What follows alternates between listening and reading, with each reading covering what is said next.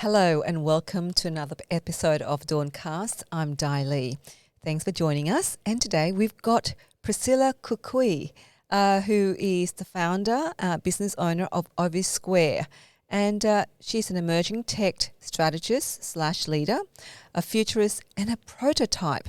Now, what does all those titles really mean? So we're hoping that Priscilla can give us some insight into those roles that she currently hold, as well as delve into the conversation around technology, VR and AR. So welcome to DAWNCast. Thank you for having me, Dai. Yes. So first of all, these wonderful titles that you have on your profile, a futurist and a prototype. Can you tell us what you were trying to convey with those titles and what do they mean? Yeah, sure. So, futurist, I will start with futurist. We can have different ways of seeing life. Some people tend to always refer back to the past. Some are really wise and try to stay in the present. And some always project themselves in the future. Mm. And you're the one that projects yourself into the future. Yes, I'm a tiring optimistic. I'm always thinking that the best will be to come. The best project will be my next project. I'm really always keen to get on my next challenge. And I definitely project myself on what will the future be and how it will influence us as humans as well. And specifically with technology, we need to be really careful sometimes because tech is just a tool and we can use it for good or for bad.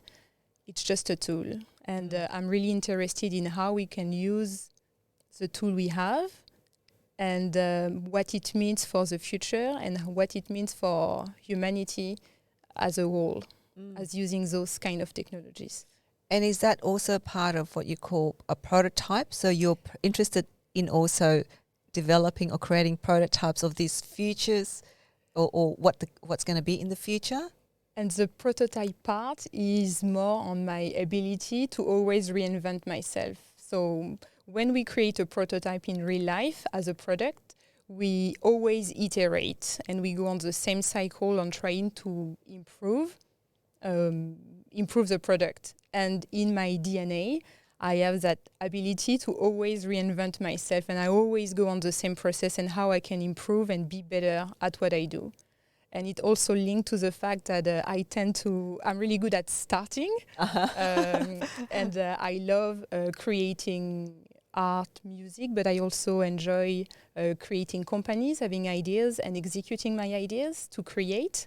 And I tend to do that kind of often. Yeah. So like a prototype, I always press start. And sometimes as a prototype, you fail, but you try again and you do it again. So it's a reason why I wanted to emphasize the fact that as a real product, I'm a product in flesh, but I'm a prototype. We all are. Yeah, we all are. But my way of thinking is really going through that cycle of iterative process. So is OviSquare. So at what stage of the iteration of your prototype is that? It's actually really interesting. OviSquare, I started the company to only work within entertainment industry and found myself working for more engineering, so for construction, the mining industry, and tend to work in both now. But I've been through different phases and refining the process every time. And my new obsession is with olfactory, so the sense of smell. Right. Yeah, which is it's the next stage I see as an evolution for the immersive space.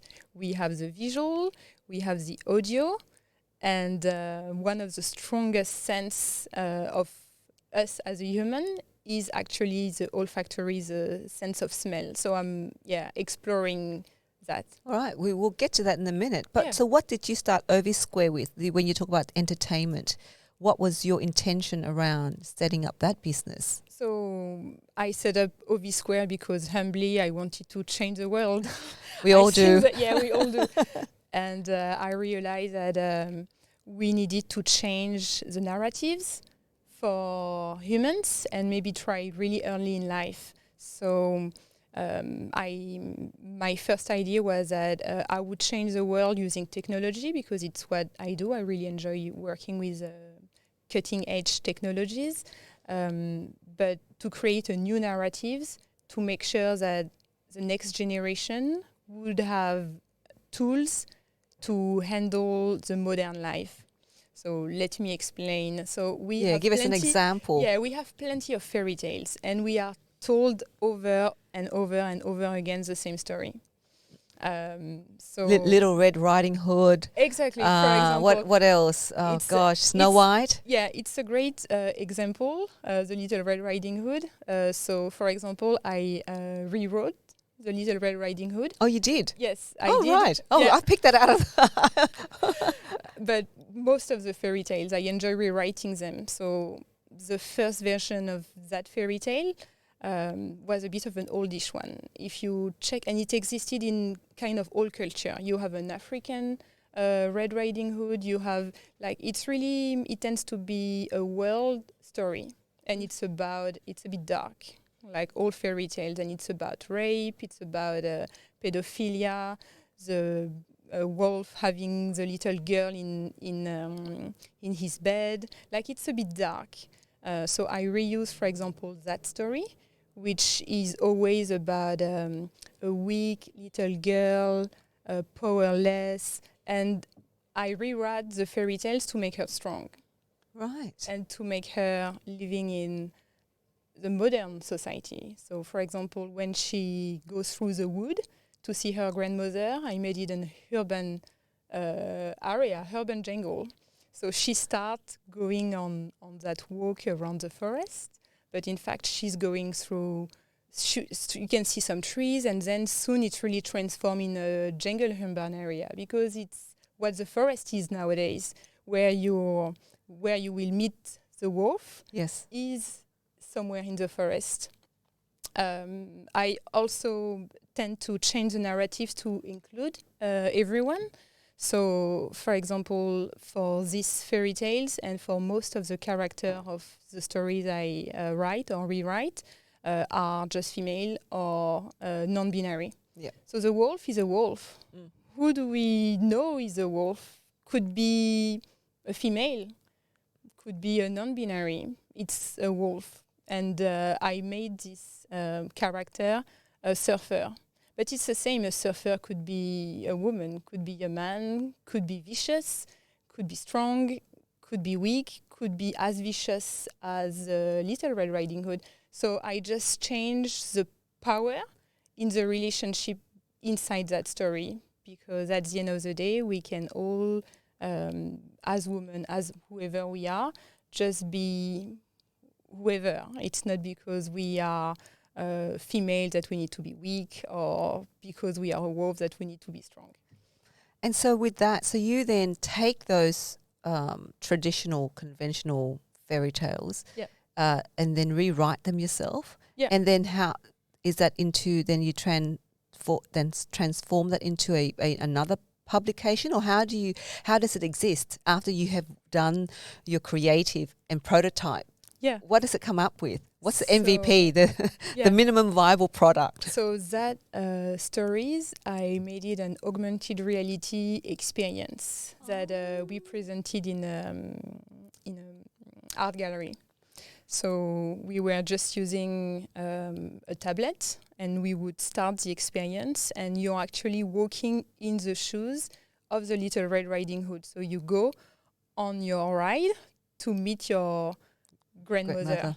So you're going through, and you can see the story around the path where you're going, and you have all these details and all the sound, and everything is happening around you, and you are, when you are inside this experience, the Red Riding Hood, and things are happening around you, and you can hear it, you can smell it. Smell is really important in the experience that we create. And So what was the purpose behind you rewriting it and taking this, using augmented reality for people to experience it? What is the message that you want to cut through in shifting characters, in rewriting the story? Yeah, I wanted the Little Red Riding Hood know that she can be who she wants to be, and she doesn't have to go with a wolf. And actually, in my story, she kills a wolf, so it's not like in most of the fairy tales, the Little Red Riding Hood would be helped by someone else. That's like right. She's really powerless. She would go in the bed of the wolf. She doesn't have to. So I just changed the narratives, and that story told to little girls over and over and over and over again will change the way they see the world, and the narratives change our imaginary. So she can project herself as, powerful. So the idea was to bring back the power where it needs to be inside the story. Wow. And you've done that with many stories, many of the fairy tales, or many is a big word. I do it one story at a time, and sometimes I reuse some element only of the stories. Depends on inspiration. Hansel and Gretel, Snow White, Cinderella. So for Hansel and Gretel, we've just finished a proof of concept where we reuse House of the Witch. Yes. Yeah. Okay, so you want to you just finished it now. So it's a proof of concept. It's a working proof of concept. Yep. We've actually... It's a house of gingerbread and lollies and everything. It smells really good. Good, it okay. Smells delicious. So for that project, we've created one of the first ever, actually, we sandcasted the experience. So it's just a story. It has been created in Unity, which is one of the game engine we use to create virtual reality experience. But we created it for that specific experience because it was for potentially one of my clients. So we've created as an app, an Android app. What we really wanted to test was the olfactory inside the story. So it's a story you can smell, but really with the focus being on the smell. How do you bring the smell into augmented reality? We use special device. Right. So for virtual reality, so if your audience don't know, we have virtual reality, which is having a headset to go in a completely different world, which really enhances a sense of presence. And we have augmented reality, which augment the physical existing world. And we tend to play more and more at the limit between both. And it's neither completely digital, neither completely physical. And we call it physical.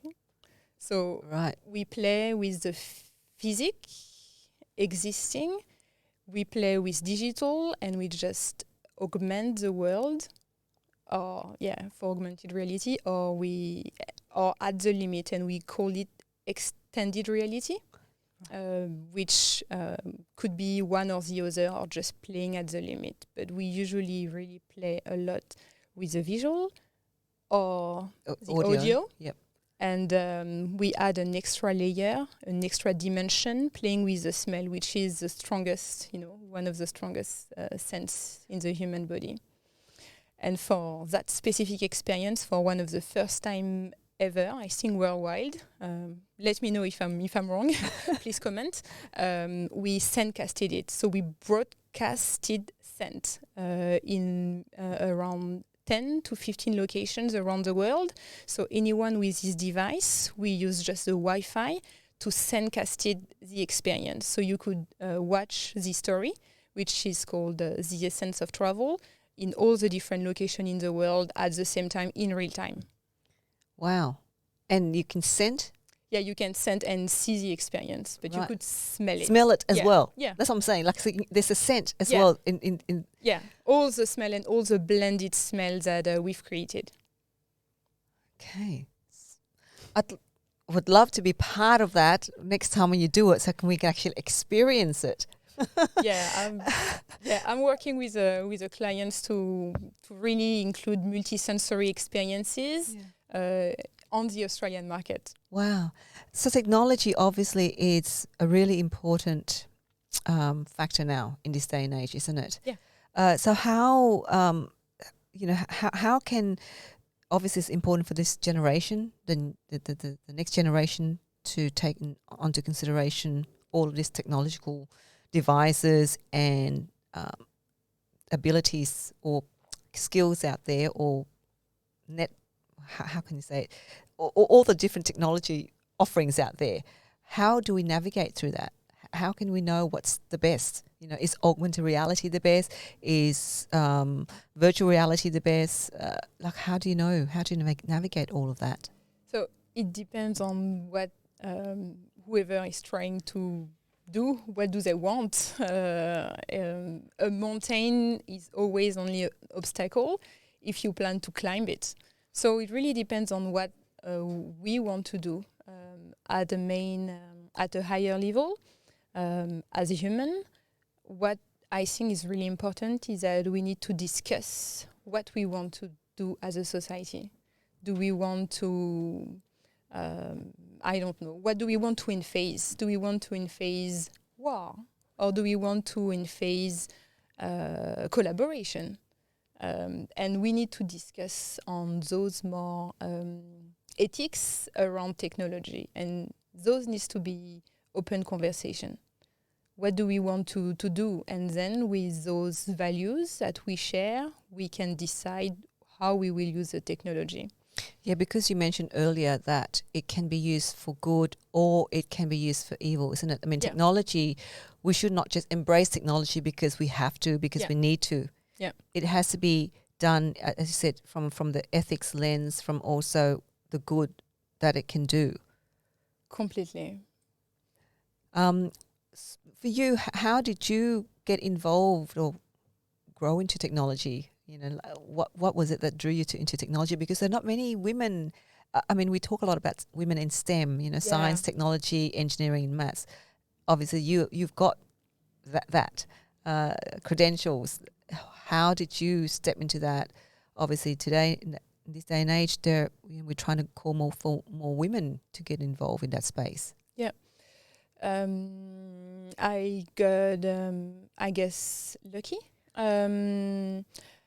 I've been working with technology and information technology or information systems most of my career. And at a point, it was just the right, I was just at the right place to consider aligning who I was, which was really interested in innovation and technology, and my creative side. And I could do it with XR, extended reality, which is augmented reality and virtual reality. So, yeah. And it's how it just happened. Can't just have happened.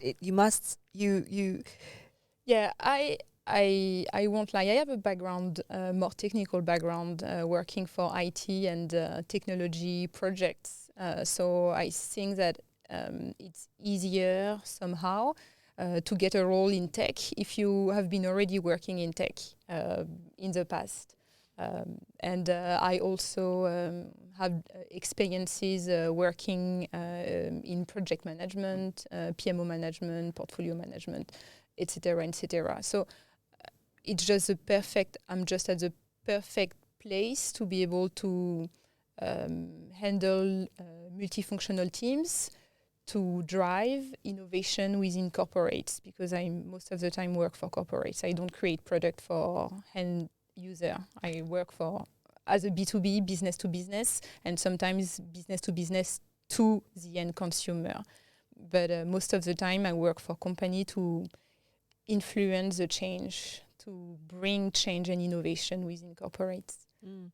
you've had a very successful kind of career at a very young age. What do you attribute your success to? Do you think? Yeah. So success is a big, big word. word. Is a big word. If I don't succeed, I learn. And I told you I'm a prototype. So if I don't succeed, I learn, and it's fine. So I go back on the cycle to improve, to learn more, and and I iterate the process of going around on the evolution. Success is a big word. I study hard. You grew up in France. Yeah, I grew up in France. Done studies, got my master's degree, always been interested in working with different whoever. I got lucky enough to be accepted in a university to have MBA courses in Thailand. Couldn't understand the Indian culture, so went to have extra MBA courses back in India. Right. Yeah, so I just work hard to have the credential. I think that I'm lucky or unlucky enough to look really exotic, so I get less chance to fail somehow. I needed just to be good, because otherwise, there's no other choice. You just need to be better. Yeah, what you're referring to being a woman of color. Yeah. So therefore, you feel that you have to somehow ensure that you've got all of these credentials as long as your arms to know that to convince yourself that you're good enough. Yes, and to convert others. Yeah. Which is always, like, on an everyday basis. I feel that people will question my ability, my skills. So I always needed to be just. I don't know if the word is powerful, but I just needed to be there and to show that I'm here, and to have to be maybe a bit louder, and just to. I'm not on the discreet side of things. I have a really strong accent. I'm not really good with languages, but I'm really good with other sense. I'm really good with position. Like, I can make someone really uncomfortable really easily just with space. Like, right. I can read things that others can't when they only focus on the signification and on the speaking. Right. So it's we do with what we have. Yeah. and for you, you now have called Australia home. You've come to Australia and. I'm Australian. Yeah, you're an Australian. Yeah, I'm Australian, actually. I'm. It's what Australia looks like those days. Yes, I know, like this. And what made you come to Australia? I've been in Asia for 10 years before, and no offense for Australians, but Australia is in Asia. So it was just another stop. Yeah, another stop on my way. I stayed in Southeast Asia. It's interesting, because I don't know, like a lot of Australians or other Australians might think, for years they have not accepted the fact that Australia is within the Southeast Asian region or Asia Pacific region. So, it's not something that they can come to terms with. But for somebody like yourself, you saw Australia as part of Asia instead of hop over. Yes, it is. For me. So there you go, guys. Australia's part of Asia. It's I wouldn't say it's part of it. It's just close maybe to it. Or geographically, when you're from Europe, yes, it's on the other side. It's so it was just a jump from where I was. Thailand, Vietnam, Myanmar, Japan, India. And in Australia.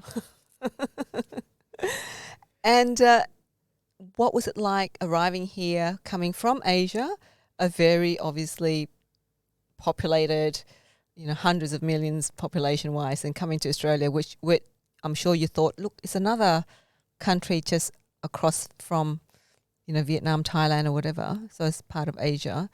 Once you got here, what was interesting about the place? So the culture here is really interesting, and I made it home because it's people are so relaxed, so friendly. You know, Australians are so friendly. I knew even before I came in Australia that I would stay here because I wanted just to settle a little. So it was just I didn't know if I would be willing to become Australian and stay for that long, but I knew I needed to settle for a few years just to create and just when you're moving constantly on a yearly basis and you need to recreate your life, sometimes it's a bit tiring. So I just wanted to stay in a place for a little while. And people have been really welcoming. I feel that Australians have been here for not that long, so they tend to accept others, or I felt that I was giving a chance. Even it wasn't easy. It's not easy at all, and you need to struggle and you need to fight. But at the end of the day, I felt that I was given a chance and another one to kind of prove myself. And it's how I just started to work and feel comfortable. But yeah. What are some of the challenges been so far for you? Some of the challenges? I work in tech, in emerging tech. Most of the time, I'm the only woman, sometimes the youngest, and plus one of the only person of color. We always have a bit of developers, maybe on the developer side, and with really strong tech, DevOps. Some of them would be Indians, but most of the management tend to be looking at me, let's say. Is that? Did you find that more in Australia than, say, where you've been in the last 10 years in Southeast Asia or in Europe, in terms of in the tech space? I don't know. I can't say more or less. I'm not sure. I can only speak about my own experience, and I would have a different experience somewhere else, so I can't be specific. I can only see where I've been and how maybe a bit more difficult sometimes it was to be heard. So just to give you an example, in one of my previous job, I just used to refer to one of the manager every time something happened, and it could always be circumstantial. You know, we are at a meeting around a table, and everyone will just present, and they would just skip me. You know, going from my right to my left. And skip me. And it can be circumstantial. It's just that it happens to me 3 times a week, you know. And so do you call that out? Do you say yes? Of course, of course, I call it. Oh, of course, I'm loud and you know, maybe I'm skinny, but I'm not invisible. Try. But it's just that to be heard, you always need to be much more loud and powerful and rephrase and repeat and.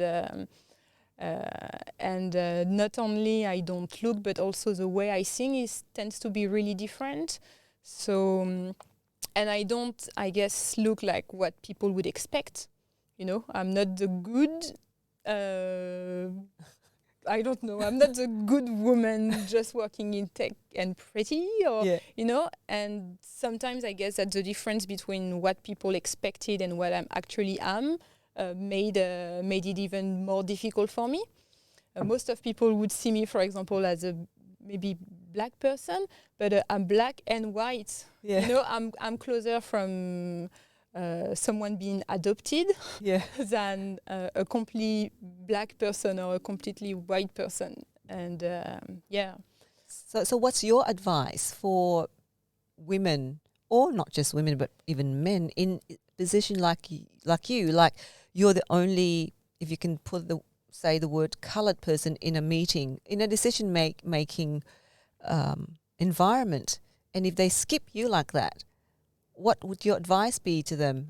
How do they make sure that they're heard and they're visible in that environment? Yeah, I think that you need to find allies and make sure that they understand your points and rally next to you. So instead of being always you having to say, hey, you skip me, again, someone else saying it. Or I know that during some of the meetings, if you have several women around the table and one of the women make a point and have an idea, someone else to repeat, hey, no, had that idea. Or if a man repeats one of the women ideas, repeat the same idea saying, yeah, as no said, like to show that this idea was someone else's idea. So just make sure that within the environment you are, you have ideas who will rally your way and repeat and emphasize whatever you're saying or doing. And Okay. Now you gave a speech called "The Future of Work in a Digital World," and apparently it's a very powerful speech. Oh, yeah. And you listed 5 key points that you believe can help anyone plan for the future. Can you go through them and why they're important? Actually, I'm sorry, I don't remember that talk. To be good with technology, you need to be anyway. It's I can surely find a top 3, and it might not be the one I refer during that talk. I know it feels like sometimes, oh my God, that talk, I've given many talks after that, but yeah. Whatever you do, I advise you just to be passionate about it. There you go. Adaptation, embrace change and diversity, be curious. Is that right? Yeah. The only talent is drive and perseverance, and be yourself. So that's where the So that's what. Okay. So right. why those one were the most important? Okay, right. So I started with passion. It's not one I gave during that speech, but it's definitely one you need to follow. You need to follow what you feel inside. It's definitely where you would be the best in your life. It's when you find a way to align your expectation, who you are as a person, and your abilities, your skills. And it's where you find you have a Japanese term called the Ikigai. Ikigai. Oh, yeah. I love the Ikigai. Yes. Yeah. So it's where you should go. So what I gave was to be curious. Curiosity is a bad vice, but you should pursue it. I know, isn't there a saying, curiosity kills the cat? I don't know that. It says curiosity kills the cat. But then, you're supposed to be very curious. And because for me, I've always been a curious person. I've always wanted to test things out. I want to try something. And even if I'm scared of something, I go for it. Like, I'm really scared of heights. I'm thinking, how do I break that fear of heights? So I go rock climbing. Is it called rock climbing? Yeah. Or when you walk down the side of the rock. Abseiling. Yes. I've fallen twice doing that, but I still haven't I still not have overcome the fear of heights, but I still did it. But anyway, going back to curious, yes, to your points. To curiosity, anyway, if you're passionate, you will just do research and try whatever you're interested in naturally. You wouldn't have to enforce it, and I think it's a dream of everyone to just work on with your passion, because it doesn't feel like working. It feels like just enjoying what you're doing, and it's exactly what you should do as a person. Embrace change. Well, it's different for everyone, and if you don't feel comfortable, it's how it is. Reality is, world is changing quite quickly, and it will continue to evolve at a really high speed. So to keep up, you need just to be able to adapt. It's more important even than having you have soft and hard skill. It's even more important to have more soft skills and being able to adapt and change than to really know how to do whatever using a specific software, because at the end of the day, that software will change. So it's good to have the structure, and I'm not saying don't do that, but just it's definitely good to go with the flow and be able to adapt.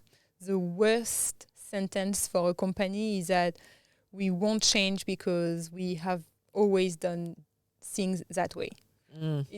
It's a worst. And we've seen many companies who have disappeared or because of that. Yeah. That this is how we've done it, or this is how we've done it, so we're happy with this. Why do we need to change? So, yeah. Now, you volunteer and mentor students at RMIT. How satisfying is that experience?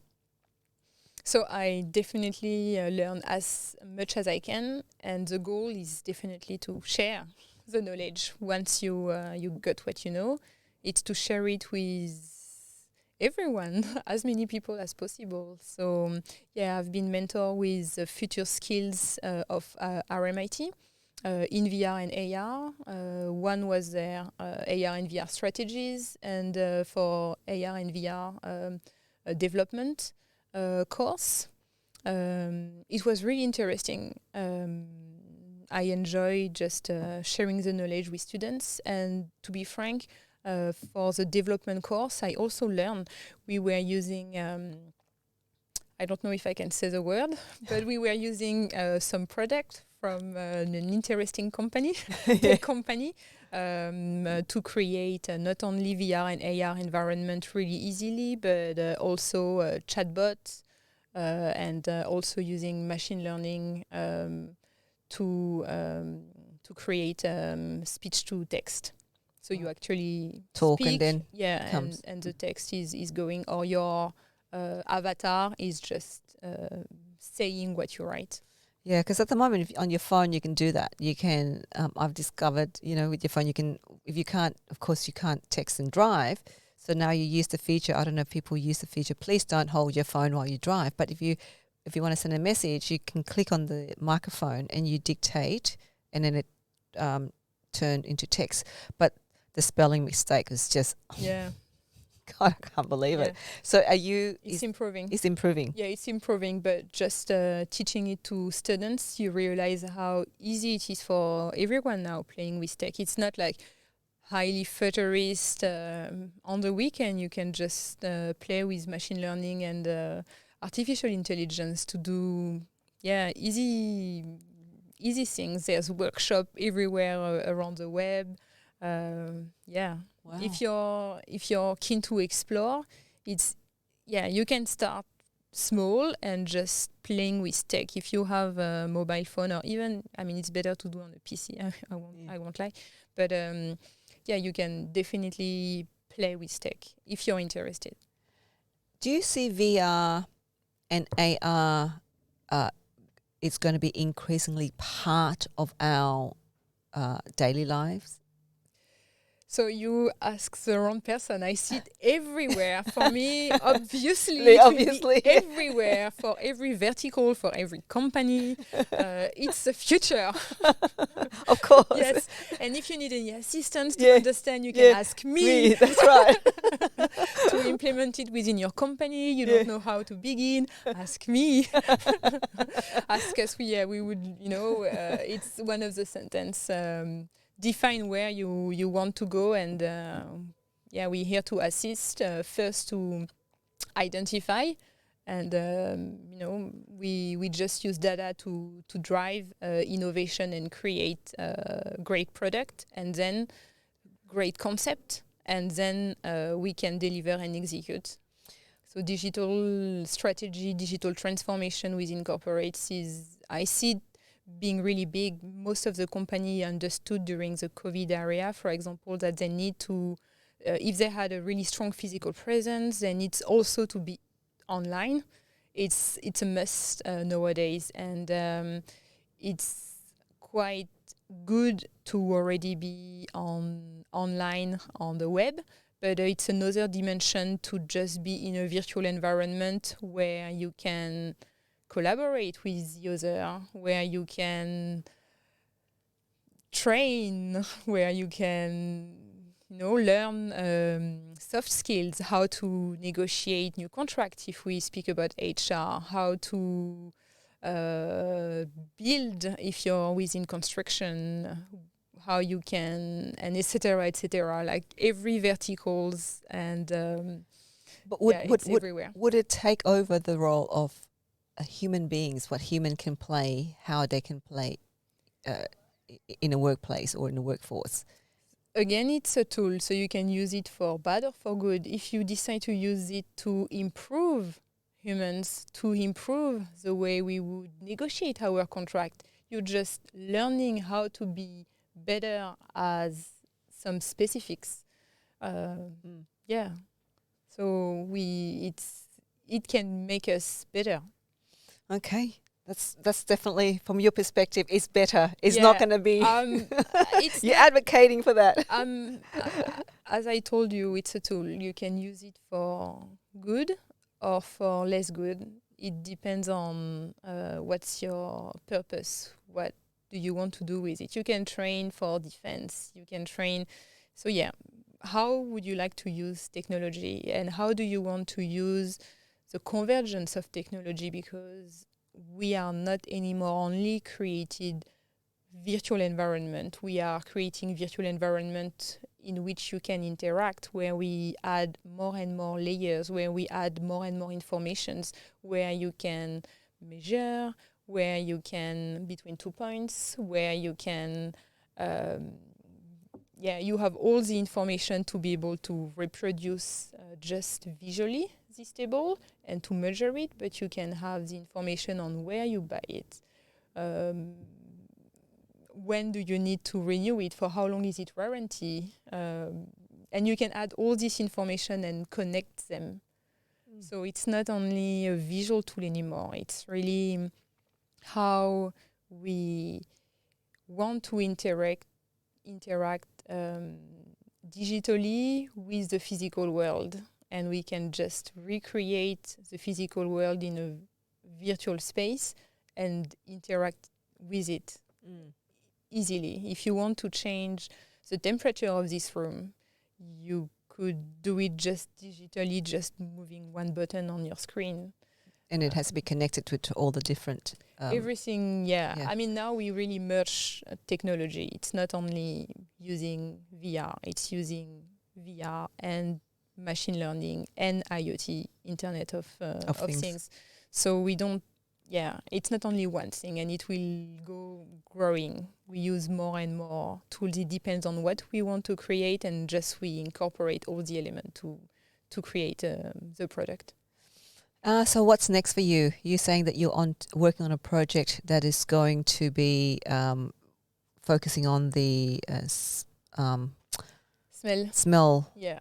Olfactory. Olfactory. Olfactory. That's the word I was looking for. Olfactory. Yeah.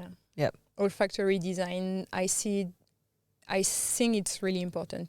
As I said, it's the strongest sense. Within the human body. It's the one directly connected to your brain, directly connected to your memories, directly connected to all your unconscious behavior. It drives behavior. So I'm really interested in how we can influence people just by smell, and it can be used same for every industry, for retail, for the automotive industry. Ask me how. So you're going to do that? Yes. So that's your next project? No, I can't speak about my current project. Yes. But I'm definitely really, really interested in that. Yeah, in that, and how we incorporate smell in virtual, or even not only virtual environment, but also the physical environment, and how it influences us as humans. So for those who are listening to us and who might be interested in getting to technology or AR, VR, what's your advice to people, especially women, especially of culturally and linguistically diverse background, because there are not many of us in the space of STEM. What's your advice for young people studying at the moment? Should they take up STEM, and how important it is for them to go down that path? Yeah, you should go for it. Whatever your heart desires, just go for it. Jump to every opportunity, offer your help.